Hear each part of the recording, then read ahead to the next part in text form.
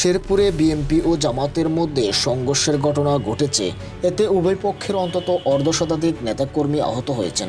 আহতদের শেরপুর জেলা সদর হাসপাতাল সহ বিভিন্ন স্বাস্থ্যকেন্দ্রে চিকিৎসা দেওয়া হয়।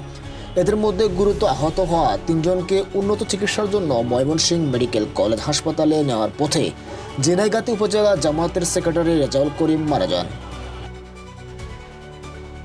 প্রত্যক্ষদর্শী ও স্থানীয় সূত্র জানায়, উপজেলা প্রশাসনের উদ্যোগে আয়োজিত ইশতেহার পাঠ অনুষ্ঠানে চেয়ার বসানোকে কেন্দ্র করে প্রথমে দুই পক্ষের মধ্যে কথা কাটাকাটি শুরু হয়।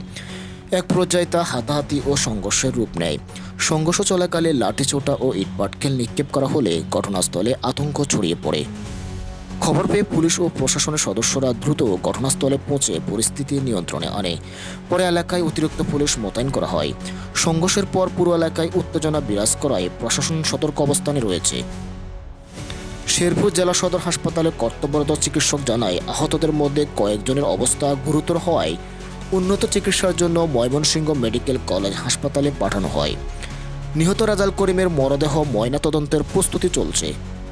এই ঘটনায় স্থানীয় প্রশাসন তদন্ত শুরু করেছে। সংঘর্ষে জড়িতদের চিহ্নিত করে প্রয়োজনীয় আইনগত ব্যবস্থা নেওয়া হবে বলে প্রশাসনের পক্ষ থেকে জানানো হয়েছে।